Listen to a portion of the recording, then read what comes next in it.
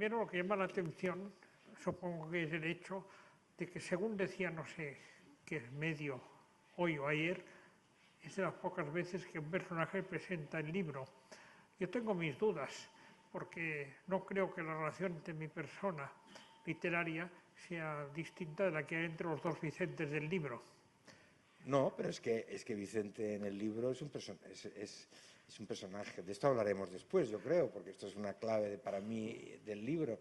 Eh, yo creo que sí, yo en realidad cuando se fraguó la idea de que fuera presentado el libro aquí en Barcelona por, por Pere, como el autor del libro, también tiene, claro, dos facetas, dos personalidades, porque en el libro se llama Pedro, que era como lo llamábamos entonces los que le conocíamos. En un momento dado Pedro se hizo Pera, luego ha oscilado entre los dos. Estas oscilaciones yo las encuentro muy saludables para la salud de todos los seres humanos, ¿no? En un momento dado, yo pensé, al principio no lo pensé más que de una manera espontánea, digámoslo así. Pedro está en este libro. Pedro fue una persona para mí capital en un momento de mi vida. La diferencia de edad era muy corta, ¿no? Él es un poco mayor que yo, pero entonces en ese momento, cuando tienes 18... Dos años. No, 2 años, muy poco. Entonces, no, pues fue una persona capital, como lo fue Ramón, que luego tuvo otro nombre, y como lo fueron en el largo camino también, sobre todo, Ana María, ¿no? Bueno, y Guillermo y otras personas que no aparecen o sí aparecen en el libro. Entonces, me pareció, y yo pensé después, a posteriori, cuando tú aceptaste hacer la presentación, que sí, que yo no cuento, porque yo soy el autor y por tanto tengo una digámoslo así, complicidad mayor. Pensé que era un poco, y me quise, claro, comparar con los grandes maestros, pues no sé, como si en el capítulo, el tomo 3 o cualquier otro tomo a la búsqueda del tiempo perdido, pues lo presentara el Barón de Montesquieu, ¿no? O sea, o sea, y cualquier otra novela en la que ha habido personajes reales en los cuales sabemos que se han fijado.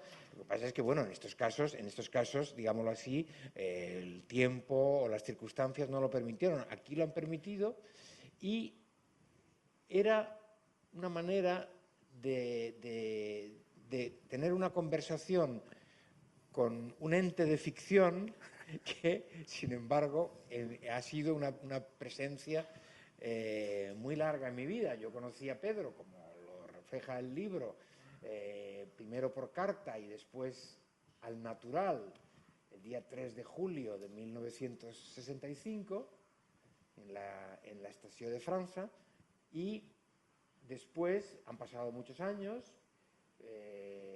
Ha habido épocas en las que nos hemos visto menos o incluso no hemos tenido contacto, pero en realidad la relación nunca ha desaparecido. En estas edades y en el mundo literario, donde a veces las cosas estas son un poco más amargas o hay más pendencias, es una de las personas con la que yo nunca he roto la relación, sino todo lo contrario. Y antes lo decía a una joven periodista con la que he hablado, que sucede algo que es interesante, ¿no?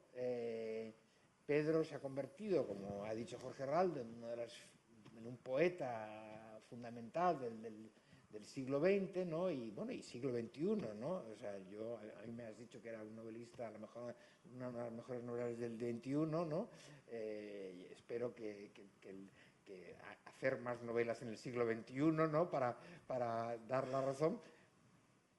Pedro Gimferrer marcó realmente de una manera muy notoria la poesía en lengua castellana, aunque también pudieran leerlo naturalmente en otras culturas, con sus primeros libros. Luego tuvo esta transformación de poeta en catalán. Yo lo he seguido siempre, y en los últimos tiempos he leído, pues, si no recuerdo mal, 4 libros de poemas, 2 escritos en castellano, 1 en catalán y otro en italiano.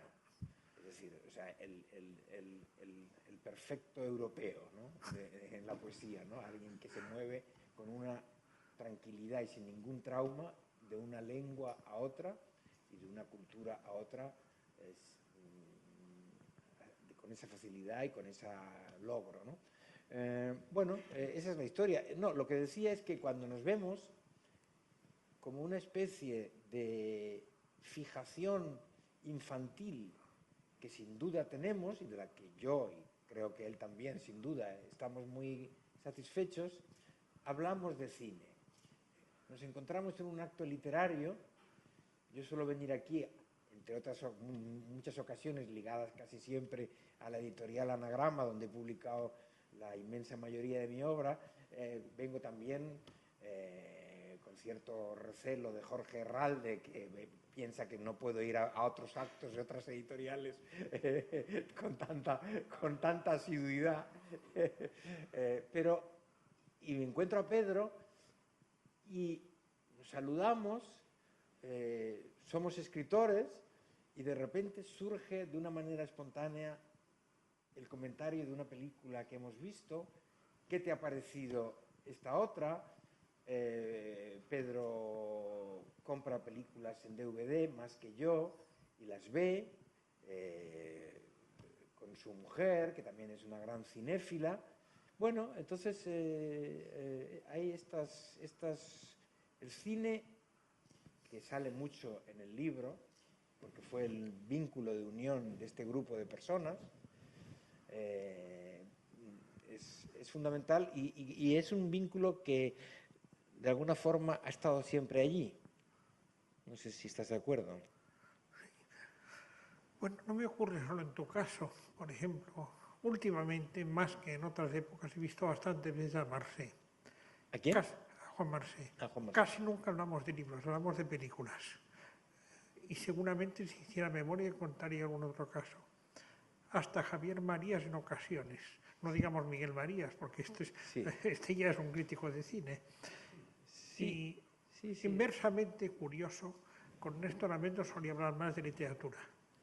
Bueno, claro, es que en ese momento, cuando yo lo conocí aquel día en la misma situación en que te conocí a ti y en la misma estación, Néstor Almendros no era una persona de cine, era un señor cubano que estaba en circunstancias personales estrechas, ¿no?, que leía mucho, que sabía mucho de literatura, de autores que yo desde luego no sabía nada, y que después, en poco tiempo, empezó a trabajar con Eric Romer y con Truffaut, y luego, bueno, tuvo la carrera que tuvo en Hollywood, incluso ganando el Oscar, ¿no? Pero era un hombre de la literatura, en realidad. Era un hombre de la literatura. Bueno, venía de la filología, sobre todo. Sí, venía de la filología, ¿no? Aquella tesis sobre el habla cubana. Sí.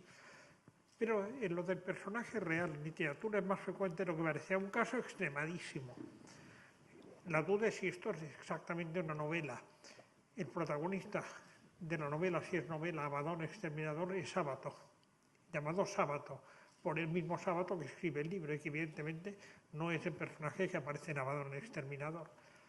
En una fórmula más concisa, otro argentino, Borges, aquella frase: al otro, a Borges, es al que le ocurren las cosas. Y habría muchos ejemplos de escritores, varias novelas muy conocidas, por ejemplo, de D'Annunzio. No hace falta recordarlo, que en ocasiones salen personajes reconocibles, y lo mismo ocurre en casos como Proust, que has mencionado ya. No, hay muchos, claro. Bueno, no sé, la literatura inglesa en esto es esencial, ¿no? O sea, Anthony Powell, Evelyn Waugh, ¿no? O sea, todos hablan de personas que eran modelos reales del autor en la vida, en Oxford, en Cambridge, en Londres, etc. La diferencia en lo que yo he pretendido hacer, esta es mi pretensión, es que esta novela, hay un lector que localizará enseguida, porque esto no es un roman à clef. Claro, los roman à clef, que los hay buenísimos, ¿no? Es cuando tú quieres, claro, encerrar con una llave, ¿no? Con una clave, ¿no? Al personaje que estás representando. Yo no lo intento esto, o sea, yo dentro de las libertades que un escritor se toma, yo me tomo muchas, soy muy caprichoso en este sentido, una de las que me tomo es que cuando empecé el libro, claro, una de las primeras preguntas que me hice es ¿cómo llamo a las personas que salen, que son personas reales? Y algunas de ellas, naturalmente, vivas.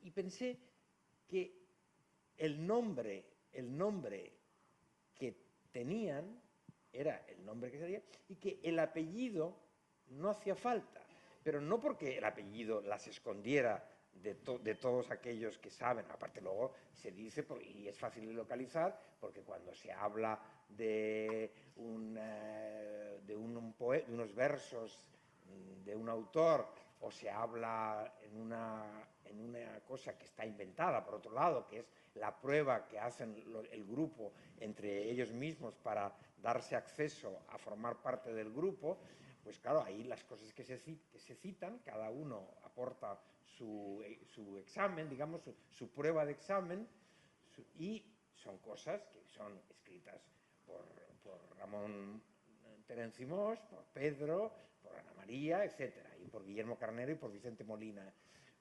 O sea que no hay ningún secreto, pero una de las cosas que a mí me obligaban,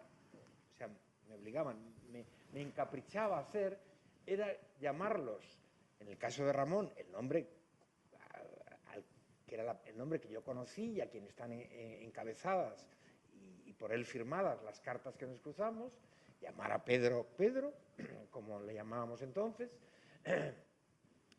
Yo incluso había hecho una cosa en el libro que luego me di cuenta que era una lata, no únicamente para las personas que se ocupan de producir el libro en anagrama, a las que les tengo una devoción enorme y un agradecimiento, porque son a veces verdaderos colaboradores de los defectos y las dudas del escritor, en mi caso, desde luego. No solo por eso, yo a Ana María la llamaba Ana, solo, porque yo la llamaba Ana solo, en la intimidad y cuando hablábamos por teléfono. Luego me di cuenta que en un libro en el que sale como Ana María, que es como ella también, claro, pues eso era un poco liar demasiado, y le puse Ana María. Pero, y luego esto está ligado, esto que tú has dicho, y el hecho de que yo, claro, hable de que, o sea, el tratamiento de personajes de ficción, para mí, en ellos, era tan fundamental como lo fue para mí hablar de mí mismo como personaje. Yo este libro lo cuento aquí, esto lo cuento por primera vez, ¿no? Que son los secretos de la cocina del escritor, que a los escritores les gusta mucho saber de otros, pero yo creo que a todos nosotros, a todos ustedes que están aquí con nosotros, son lectores sin duda, y yo lo que soy, sobre todo, claro, antes que nada es lector. Y a mí me fascina leer libros y hablarlo a veces con escritores, si se da el caso, de la cocina del escritor, que va desde cómo han hecho algo en una novela o en un poema hasta cómo lo hacen.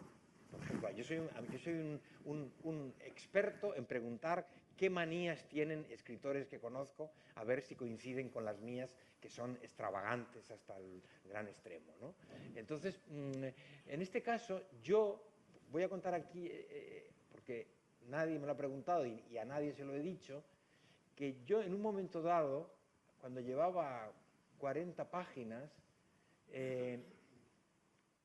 pensé que el hecho de que hubiera dos Vicentes, dos narradores en distinto formato, a lo mejor no hacía falta.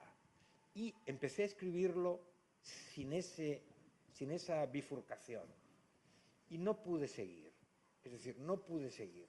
porque perdía algo que cuando llevaba 40 páginas no sabía a dónde me iba a conducir, pero supe que si no lo seguía no podía llegar a nada. Yo escribo como otros escritores, no soy desde luego el único, pero en fin, hay otros escritores que escriben de una manera totalmente distinta. Yo escribo de una manera tentativa, es decir, sé vagamente lo que quiero decir, no sé esto cuando hice el Abrecartas, que es una novela en trama compleja y tan extensa, y luego en algún acto como este, o en una universidad, o en un club de lectura, con el libro leído, la gente me hacía preguntas, no se creían que yo, y era la verdad, que yo nunca tenía cuadernos, ni apuntes, ni notas, ni esquemas. Hay otros escritores, Vargas Llosa es un ejemplo. Una vez fui a ver a José Luis San Pedro para una especie de libro que estábamos haciendo, y vi que tenía en su habitación todo lleno de cuadros, banderas, incluso pequeñas lucecitas, o sea, como si fuera el cuartel, el alto mando aliado en la Segunda Guerra Mundial, parecía aquello, el despacho, ¿no? Y yo dije, ¿esto? Me dijo, esta es mi próxima novela, que está aquí desglosada, banderitas, mapas, flechas. Yo eso lo admiré profundamente como manía de escritor distinta a la mía, pero yo no podría hacerlo. Me siento a escribir y escribo, y a veces hago una nota. Cuando llevo 80 páginas, pues a veces anoto algo para no equivocarme y no llamar Manuel a alguien que se llama Rodrigo, pero en fin, pero cosas de estas. Entonces, en este caso, yo me di cuenta que yo necesitaba esta dicotomía de los dos narradores, de las dos personas, de las dos facetas, sin saber muy bien hasta dónde me llevaría y cuál sería, si la encontraba, la necesidad real. Bueno, yo la encontré, creo, al menos para mí, me permitió seguir.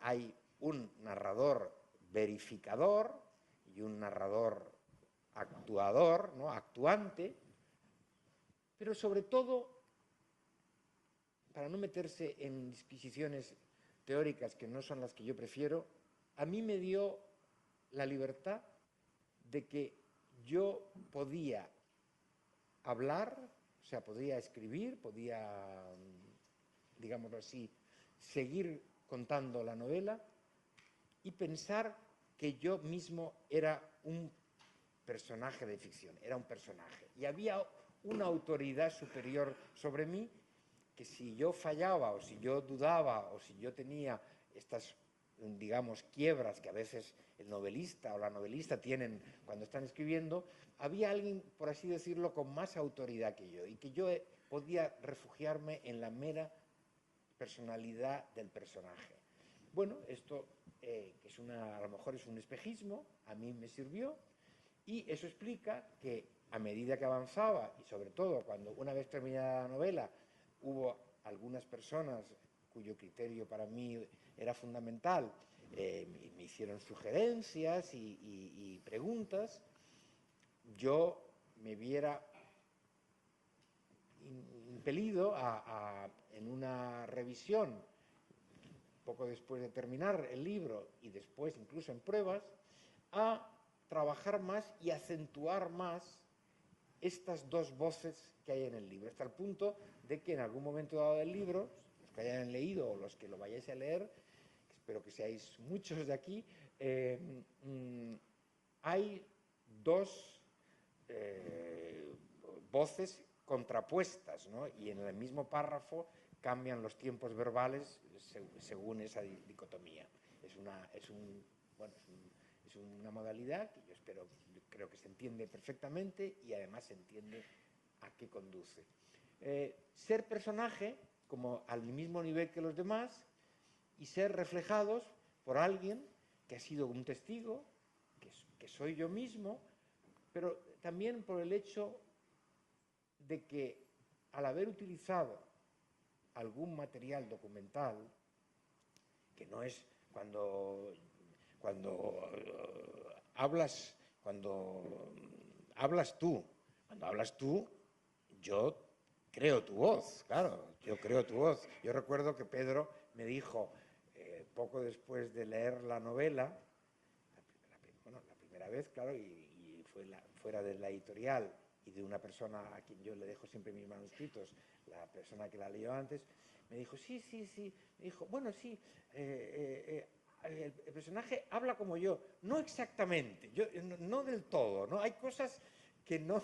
Yo dije, bueno, claro, es perfecto, porque si no, lo contrario sería una especie de grabación automática de la voz de Pedro, que no es lo que se trata de hacer, ¿no? O sea, yo trataba de recordar, de recrear y a veces de utilizar, cuando utilizaba alguna línea o un fragmento de una carta, pero claro, por ejemplo, en los trozos orales del libro, que son importantes, en esos trozos, claro, no había ninguna oralidad grabada, ni había ninguna memoria, entre otras razones porque esos hechos no existieron, ¿no?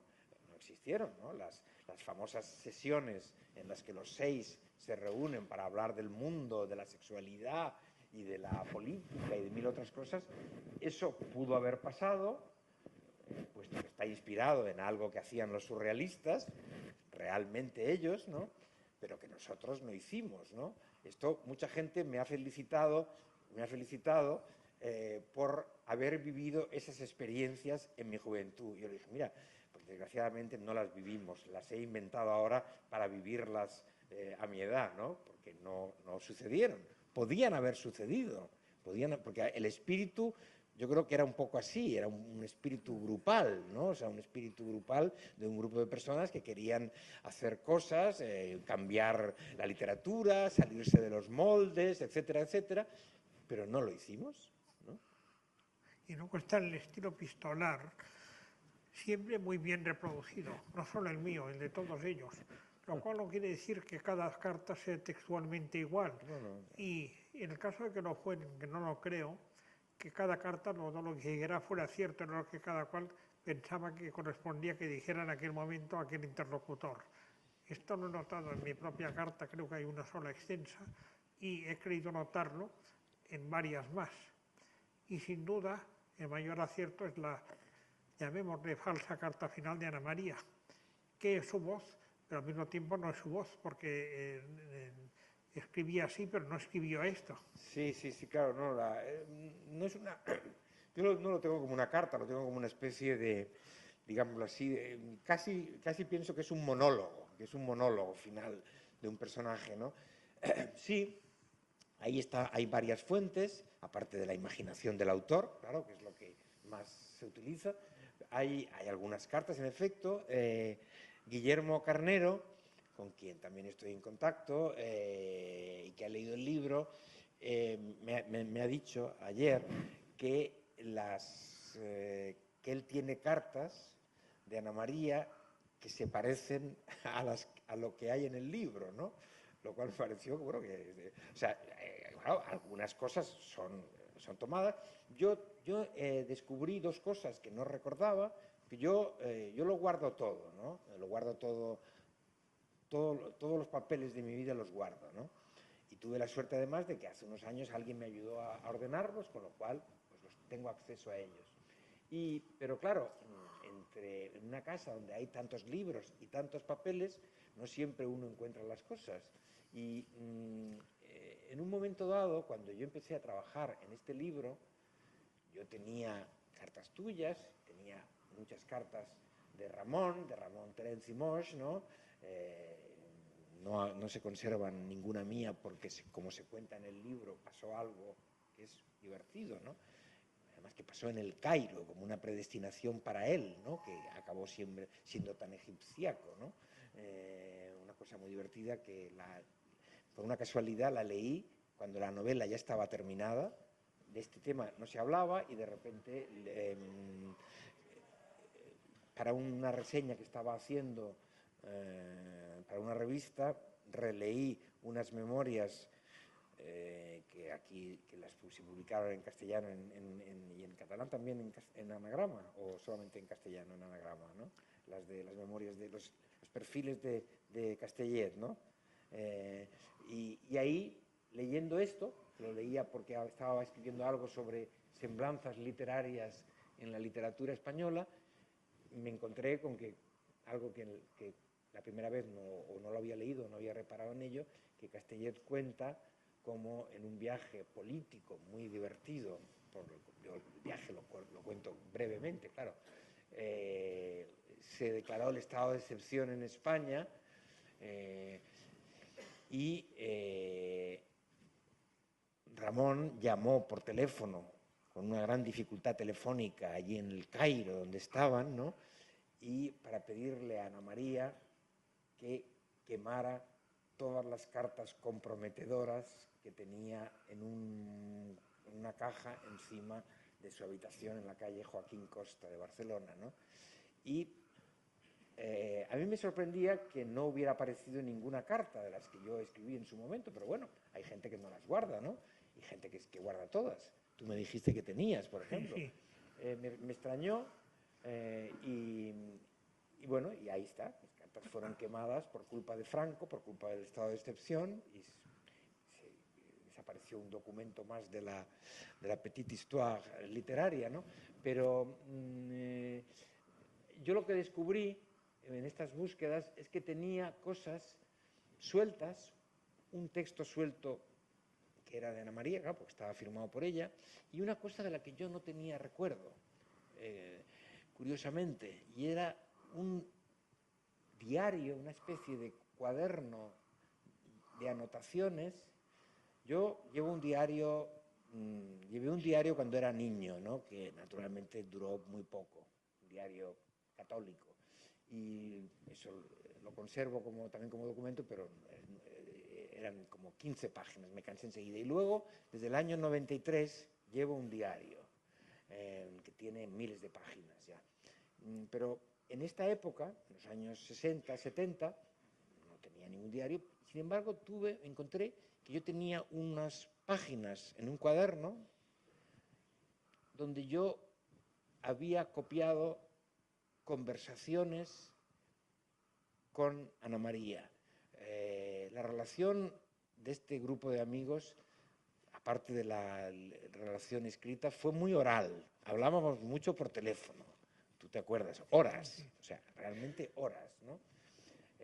Eso no ha quedado, y yo debí pensar que del mismo modo he pensado que empecé mi diario en el 93 para conservar sueños que estaba teniendo con dos personas muy importantes de mi vida que acababan de morir poco antes, y soñaba con ellas, y quise no perder esa especie de memento, de rememoración de los seres queridos muertos. Empecé a anotar al levantarme los sueños en los que salían esa mujer y ese hombre muertos de mi vida.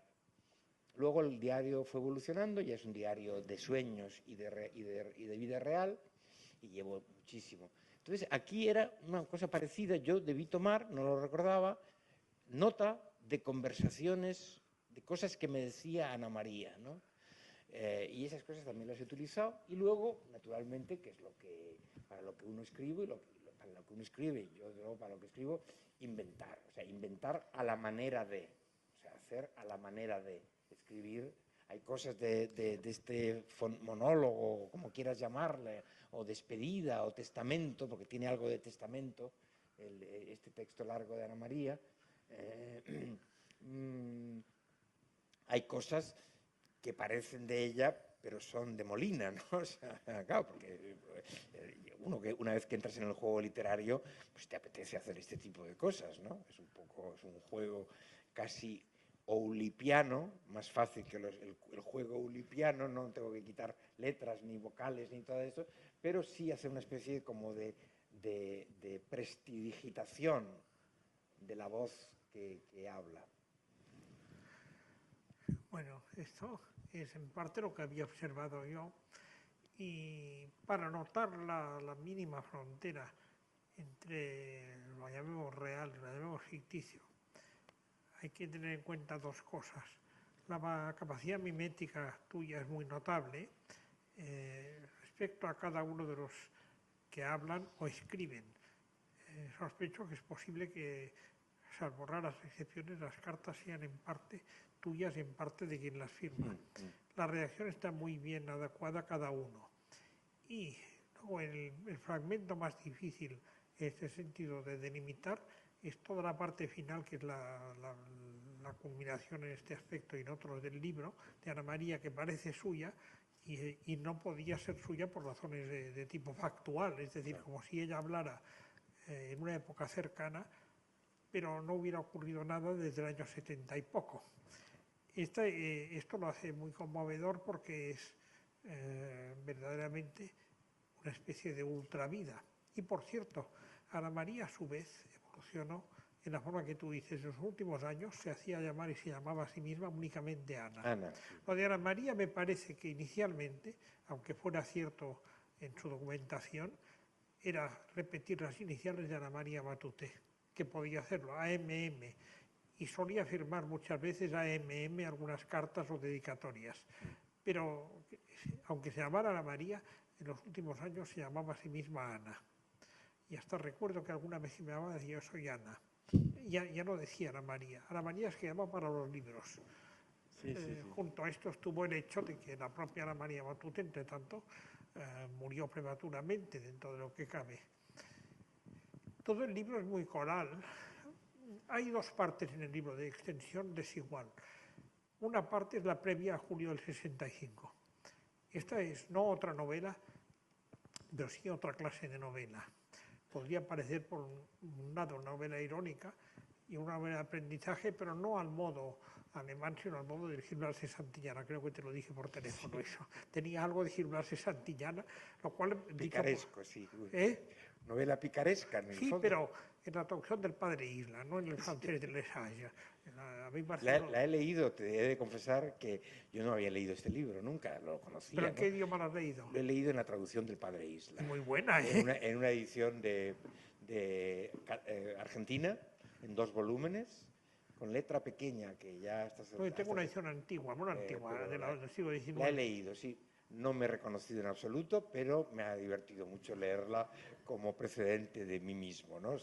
No, la novela es muy buena, por otra parte. Sí, es pero buena, quizá sí. el Padre Isla la mejora, ¿eh? Sí, lo que pasa es que este personaje, Gil Blas de Santillana, conquista mucho más de lo que yo conquistaba, ¿no? Yo no conquistaba apenas, ¿no? O sea, él es un conquistador, Pero ¿no? también le toman el pelo y a ti no. Hay dos etapas del personaje. Ya. De todas Sí, hay maneras, dos Hermann etapas. Hesse dice que es el único libro de novela picaresca europea que se puede leer hoy sin sentir que lees algo alejado de ti. Bueno, porque es posterior, claro, la novela picaresca española es anterior, claro, y es más... Sí, no, sí, esa parte tiene eso, ¿no? Esa parte tiene también para mí bueno, así empezaba y así la hice, pero tiene también introducir motivos que luego se convierten en motivos temáticos del libro muy importantes para el libro y por tanto para el autor, ¿no? Ahí aparece, por ejemplo, el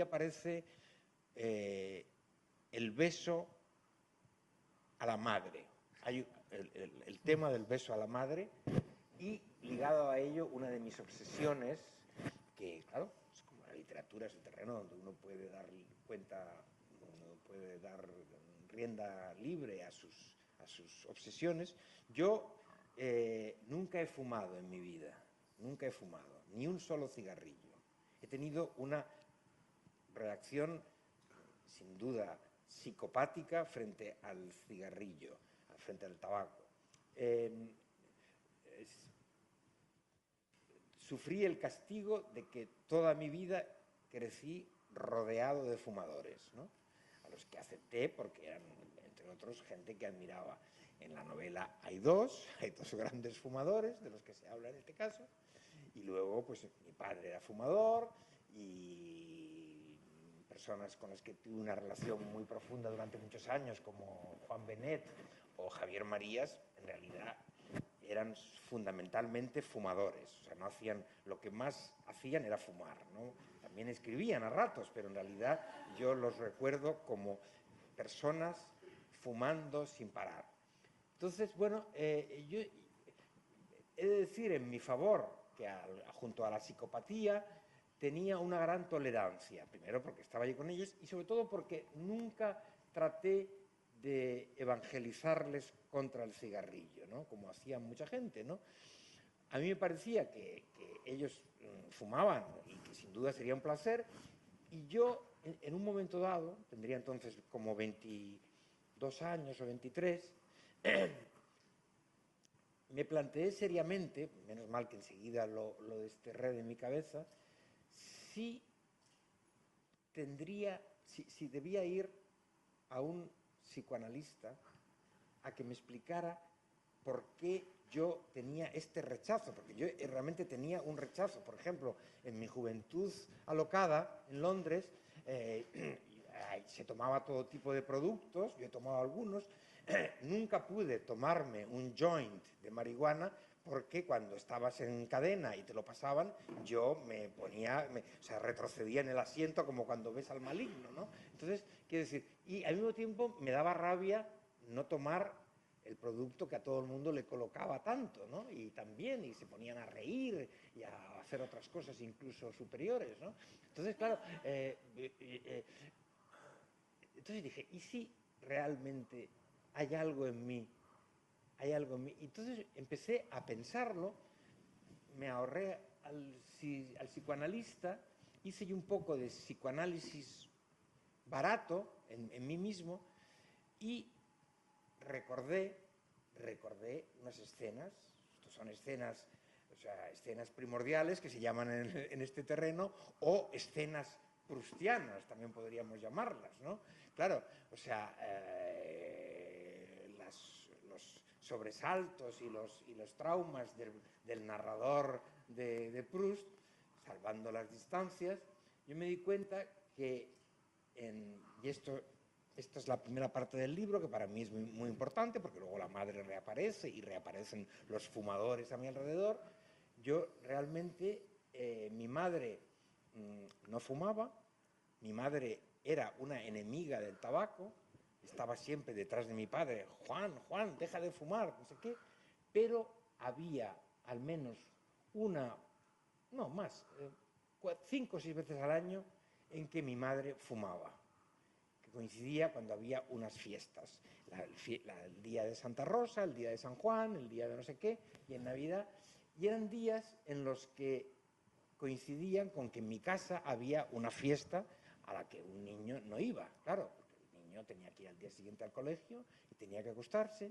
Y entonces yo empecé a verlo, insisto, sin tener que sentarme en un diván, ¿no? Que eso fue para mí un gran alivio, sin tener que sentarme en el diván, descubrí una imagen marcante en mi memoria de un niño, Vicente, que llega del colegio y la señora la asistente te dice, no, venga, ven aquí que están ahí tus padres con estos señores, bueno, o llegaban más tarde, en fin, los detalles no importan tanto, y que esas noches en las que había unas fiestas de cierto relieve social en mi casa, yo no entraba, mi madre no venía a darme, como las famosas buenas noches proustianas, no venía a darme las buenas noches, y cuando yo me escapaba un poco por un largo pasillo que llevaba al salón donde estaban los invitados,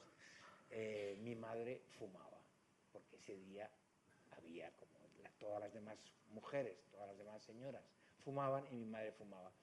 Yo, eso me hizo gracia, lo elaboré, pensé en otras circunstancias posteriores de las que no vienen al caso ahora citarlas, y dije, bueno, esto, naturalmente, esto es una psicopatía muy saludable, porque, claro, no he fumado, todos los fumadores dicen que fumar es malo, excepto Javier Marías, ¿no? Pero todos dicen que es muy malo, todo el mundo quiere dejarlo, todo el mundo hace tratamientos y toma simulacros y bueno, y gente a la que le afecta. Ramón fue una víctima del cigarrillo. No murió de eso. No, ya lo sé, pero llevaba una vida final, claro, con este enfisema, o sea, en fin, que no podía hablar prácticamente, ¿no? Bueno, entonces, y Ana María, otra gran fumadora. Entonces, bueno, entonces yo pensé que, y entonces esto está, y claro, entonces, bueno, todo eso está elaborado, ¿no? El trauma infantil, que no tuvo otro efecto, o sea, no me hizo un psicópata, no me dediqué a ir matando a fumadores por las calles, ni nada de esto, simplemente me hizo tener una cosa verdaderamente paralizante que aún mantengo. Ahora es más fácil porque como ya la gente no fuma, o no fuma tanto, ya no te encuentras. Pero yo a veces había situaciones en las que me sentía incómodo porque te ofrecían o te pasaban, como he dicho antes, y yo me sentía realmente mal, me sentía mal. Luego, claro, fumaban y si estaba en una reunión, pues claro, no me iba a ir de la reunión, pero tener cerca y que alguien me ofreciera. Entonces, bueno, eso está elaborado en el libro con la historia de la enfermedad de mi madre. Ahí hay un episodio que es un episodio que parece inventado y sin embargo es real, ¿no? Que es la historia de un médico catalán de Esquerra Republicana que salvó a mi madre de morir, ¿no? Esto es un episodio, parece novelesco, yo le he sacado luego una extensión, es un doctor, el doctor Rivas Soberano, que existió y del cual me parece que alguien había anunciado hace poco, alguien me lo dijo, una biografía, es una eminencia en las enfermedades de corazón y pulmón, fue ministro en la República, ministro de Esquerra, a acabar la guerra fue detenido, pudo escapar y sobre todo pudo escapar al norte de Europa donde había sido ya conocido por sus trabajos como médico. Él quiso volver a Cataluña, fue detenido y entonces estuvo en la cárcel y en el año 52, creo recordar, después de años de cárcel, fue desterrado, como hacía el régimen de Franco, cuando ya la cárcel ya era demasiado, ya son eminentes, el doctor Loera, le desterraron a Alicante. Y ahí estuvo en Alicante un tiempo desterrado y al cabo de 4 años le dejaron volver a practicar la medicina en Alicante. Una noche de invierno, mi madre estaba muriéndose y alguien, un médico de Alicante, un médico de acuerdo, yo tenía entonces 7 años, dijo esto, la única persona que podría salvar a la señora Marina Tarón, a la señora Foix, es Rivas Soberano. Entonces, el director del hospital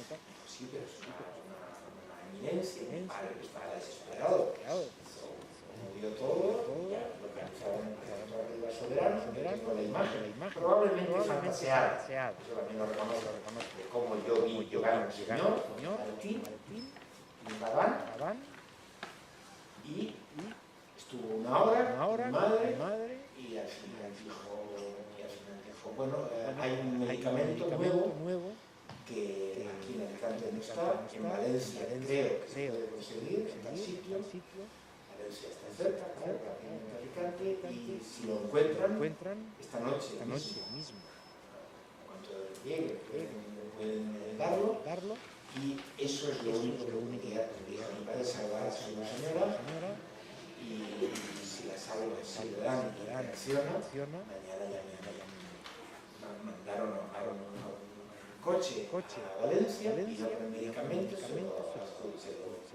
administraron y mi madre yo. Entonces, yo le llamo a la novela El doctor desterrado. Y luego hay una parte, una continuación de este personaje, donde ya hay una parte de verdad y una parte de fabulación, ¿no? Entonces, esa parte primera que señalas muy bien, una parte exenta, esa parte es la parte, al menos es mi intención, de la formación, no tanto de la formación de un carácter, de un niño, adolescente, adulto, cuanto la formación de un carácter en la ficción. Yo soy un personaje de ficción, bueno, soy un poco de ficción, no tanto como tú, generalmente en la novela, sabes si es real. Bueno, y soy escritor, claro, todos los escritores vivimos un poco en la ficción, vivimos de la ficción y en la ficción.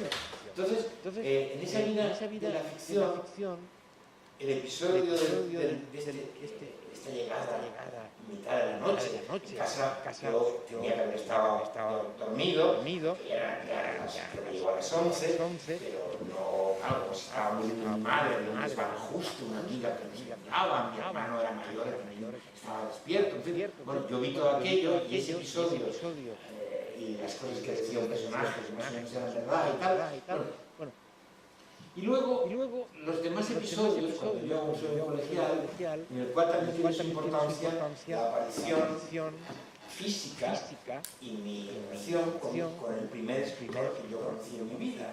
Luego ha sido uno de los escritores que más me hayan gustado, de calidad, desde luego, e indiscutible, es Camilo José Cela. Camilo José Cela vino a Alicante, era un niño ya un poco yetraferit, ¿no? Mi padre ya se había dado cuenta que yo iba por este camino, y entonces me llevó a la librería Marimón de Alicante. Esto el otro día vino a entrevistarme Juan Cruz y me preguntó, ¿estos libros? Y yo creo que creía que eran mentira, ¿no? Bueno, y ya estaba bien, había sido mentira, pero no lo dije, ¿no? Claro, los libros están ahí. Yo tengo 3 libros dedicados del año, ¿qué año es? No me acuerdo, a un niño que ya leía por Camilo José Cela, y mi nombre, que eran los libros de cumpleaños que mi padre me regalaba como regalo de cumpleaños. Este escritor era muy bueno y conocido, estaba en Alicante. Luego, ahí empezó una historia, y yo aplico el tratamiento de fabulación, realidad, ¿no? Y luego ya, en un momento dado, use la evolución del cine como elemento casi religioso que me quita. Yo era muy beato, cuenta en el libro, yo estuve a punto de ser cura. A veces lo pienso, ¿no? Estuve a punto de ser cura, ¿no? He sido, claro, cura muy poco secular, me parece. El caso es que y ahí entonces aparece ya a entrar el libro más o menos, se produce mi descubrimiento del cine, sobre todo mi descubrimiento llevando puesto en la pierna un cilicio, que es verdad que me llevaba para ahogar mis pasiones soterradas, y no tan soterradas, y el descubrimiento de una película de Godard, y poco después, unos meses después, el descubrimiento de seres no tan pecaminosos, pero sí liberadores, que eran Ramón, Pedro, María, Néstor, después los que llegaron, ¿no? Me llegaron después. No tanto, no, Guillermo y Polo. Es que si la recuerdas, que aunque sea la corona con la película ¿qué medicamento era aquel? No lo recuerdo.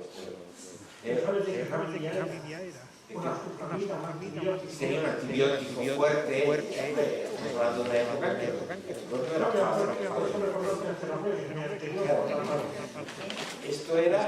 esto debió ser, yo creo que fue en el año 53. Sería un antibiótico probablemente, porque mi madre lo que tenía era una grave infección en la pleura y la estaba ahogando así. Bueno, claro, se convirtió en Rivas Solar. Yo siempre me he acordado de ese nombre, nunca lo he olvidado porque es su apellido. Y en un momento dado, claro, quise saber más de él, ¿no? Y así así he reconstruido su vida, porque claro, yo no sabía de él más que vino a mi casa 3 veces en total, y luego supe de toda él era un hombre muy volcado en el independentismo catalán y en Esquerra, ¿no? Y alguien de quien se conservan escritos y cuando murió nadie se hizo eco en la prensa solo hubo, yo no lo he visto, pero solo hubo un artículo metodológico en Serrador. Creo que era anónimo, porque lo he consultado, con inicial, sí, lo consulté en la Biblioteca Nacional. ¿En qué año sería? Eso es, bueno, aquí lo puedo ver, 62, el artículo, esto creo que sí se dice, sí, te lo puedo, porque, sí, los capítulos tienen, sí,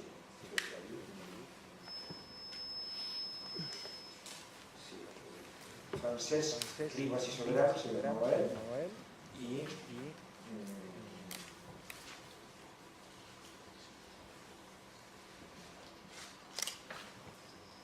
mayo de 1960 Ribas Soberano y Asunta se enteró en la parroquia de una muchacha que participaba con ella en la catequesis, llevaba un número de la revista Serrador y ahí venía una reseña breve de la vida de Ribas y Soberano, sobre cuya muerte nada salió en los periódicos. Había muerto después de sufrir una mañana soleada 2 anginas de pecho para las que el hombre que hacía milagros no encontró remedio. Y tampoco, escribía Asunta en el último párrafo de su segunda carta, consiguió dar en vida con la fórmula de que su país tuviera la independencia del régimen izquierdista que él quería. Ella, o sigue una cosa que me dedica, La ecológica podría ser de los monjes de Montserrat, sí, ya sabe, una conspiración franquista en la que él estuvo inmerso, sale hablándose de nombrar Castellet. Sí. Una foto de bueno, entonces esa es un poco, yo diría, la secuencia del libro, ¿no? O sea, y luego la segunda parte, que ya has dicho, claro, y luego la tercera parte es una manera de cerrar los campos abiertos, de agotarlos, se lee y se puede apreciar en los tres registros, en los cuales todos los temas, el tema del cigarrillo, el tema de los abrigos, es fundamental, los abrigos de piel de los personajes, y el abrigo de piel que tiene todo este tema, para mí es esencial, ¿no? Y se cierran esos episodios y se cierra con menciones basadas en cosas reales, a los dos personajes que han muerto. Yo les doy entierro en la ficción a aquellos que no continúan con voz, ¿no? Ramón y Ana María, y antes a Leopoldo, ¿no? Que acaba son un poco la escala de los tres que cierran su presencia vital con su propia voz, inventada por mí, claro. Soy escritor y escribo libros. Yo no sé si hay tiempo, o sea, o hay tiempo para hablar más o para alguna pregunta quizás. Podemos conversar, pero no conversamos demasiado. Yo, claro, has hecho, me has convertido en un monologuista casi. Porque parecía que no me A mí me me interesa más el pero bueno, lo podemos oír, por ejemplo, sí, pero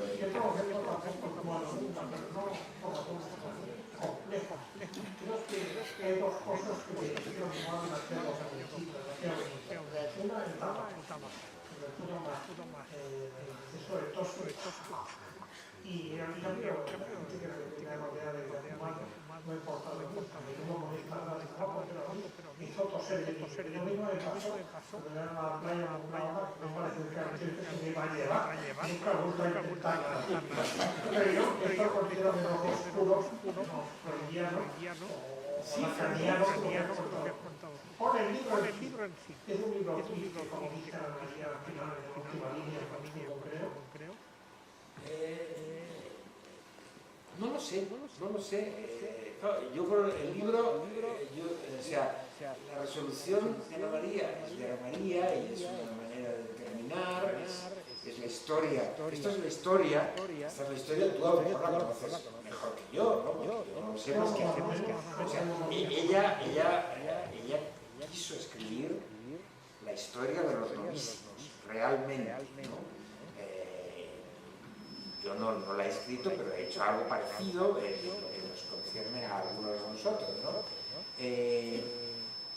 Y en alguna carta está, y esas cosas sí están reproducidas, ella habla del plan que tenía para escribir una novela que se iba a... Ella tenía muchos planes de novela que no realizó, otros que sí, sí, totalmente. Y esta se llamaba La banda que nunca existió. Ahí aparecías tú como jefe de la banda, ¿no? Yo creo que no escribió más que lo que escribía en la carta.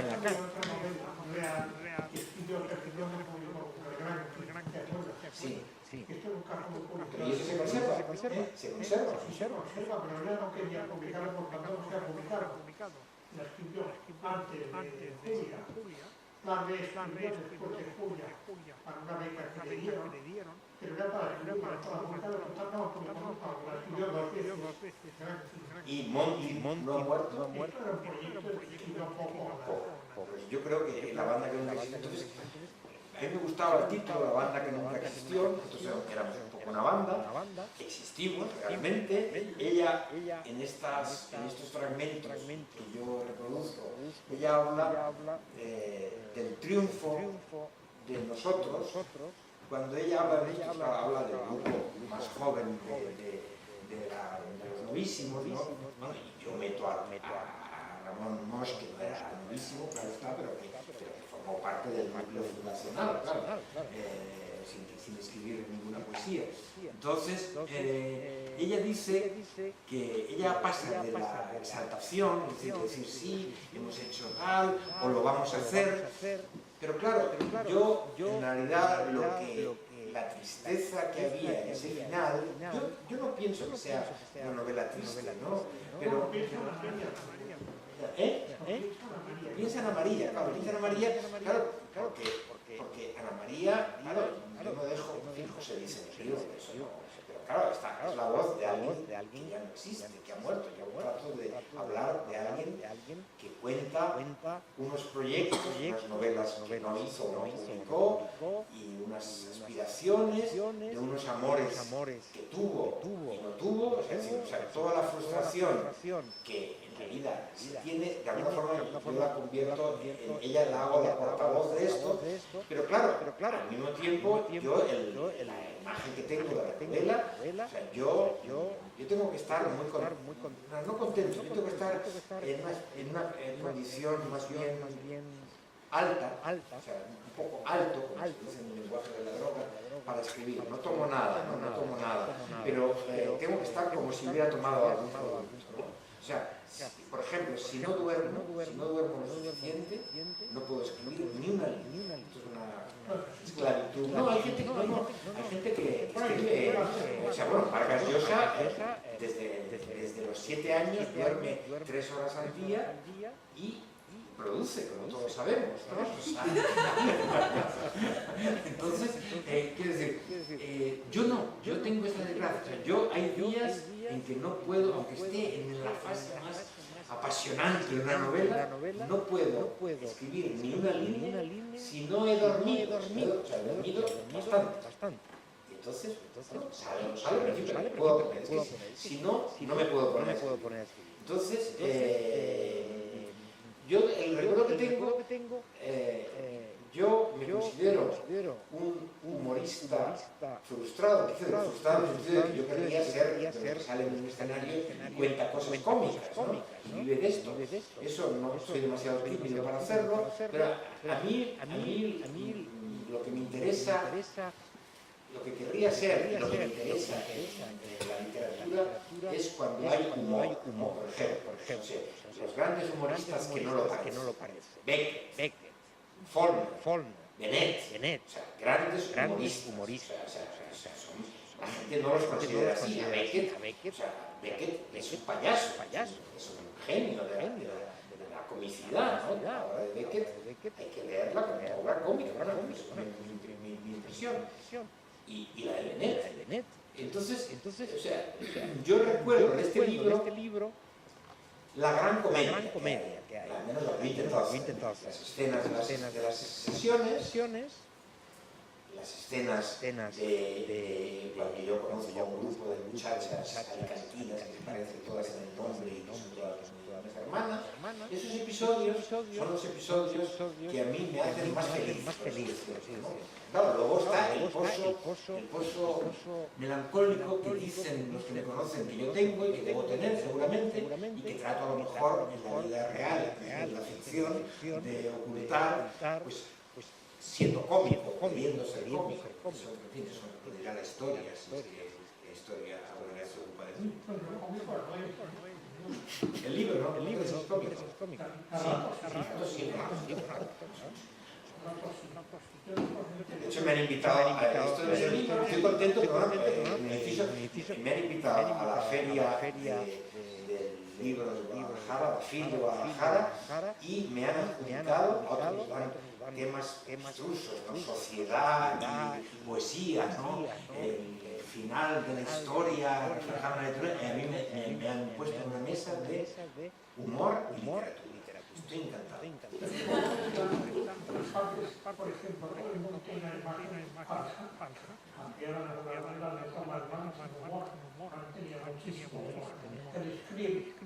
el parte de los sí, y lo más divertido, sí, claro, es un personaje grotesco, sí, si él no eso todo lo que hacía, personajes tomados de su entorno, y mucho humor, sí, no,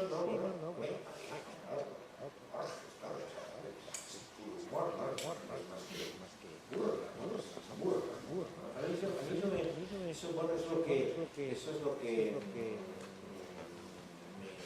me gusta.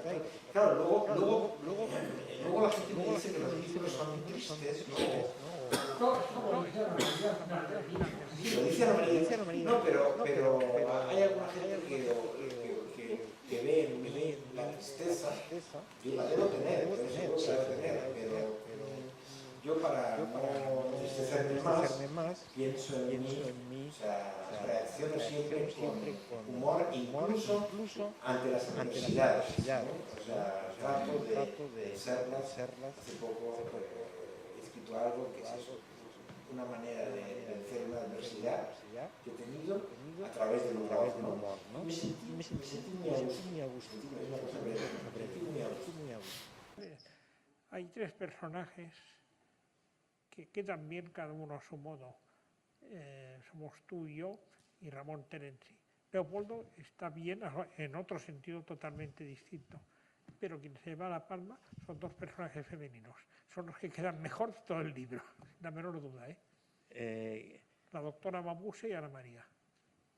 Sí, sí, eso me lo dijiste, sí, pero ¿quedar bien en qué sentido? Porque este es un libro, por ejemplo, hay alguien, una persona de aquel tiempo, que me preguntó otro día, y el hecho de que no figure tal, ¿qué es? ¿Una venganza? Y yo dije, no, venganza no hay No, ninguna. este tal, si el que sospecho figura en el texto de Ana María, aunque no con su nombre. Sí, exacto, sí. No despistas. Entonces, no, el libro, quiero decir,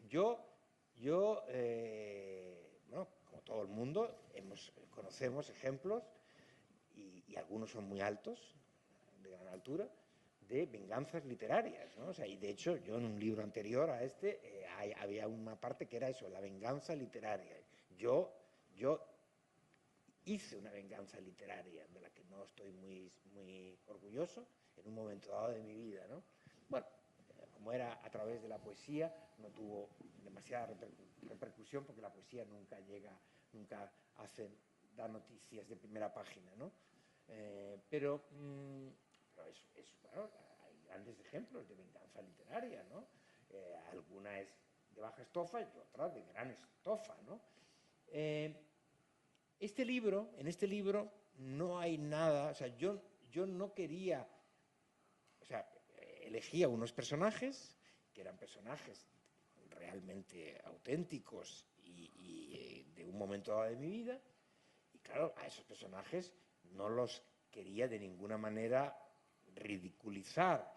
Bueno, hay cosas cómicas, nosotros tenemos cosas cómicas, pero porque para mí la comicidad, yo me meto, por ejemplo, con mis Michelines y hablo de otros personajes con el Fular de Guillermo Carnero, ¿no? Que nos hacía a todos, nos despertaba un enorme rechazo en una época en que los progres no llevábamos fular, ¿no? Y él, como era un hombre de otro tiempo, elegante y tal, llevaba fular, ¿no? Bueno, ese tipo de cosas sí, pero no hay, o sea, sería ridículo que yo eligiera la venganza, sobre todo para hablar de gente que para mí, yo creo que eso está clarísimo, aparecen como elementos fundacionales de mi vida y de mi carácter, y no digamos también de mi literatura, ¿no? Si se puede decir. Entonces no hay ninguna. Y los que no salen, no hay nada contra nadie, no hay nada contra, porque este libro no lo pide, no lo pide. En el anterior, pues sí lo hice, ¿no? Pero bueno, ahí estaba. Tenía la ventaja de que era una venganza hecha al descubierto, no estaba solapada, ¿no? No, eso es lo que hay, ¿no? O sea, no hay ninguna, no hay, o sea, que las cosas, no hay ataques, ¿no? O sea, no hay ataques porque tampoco hay una cosa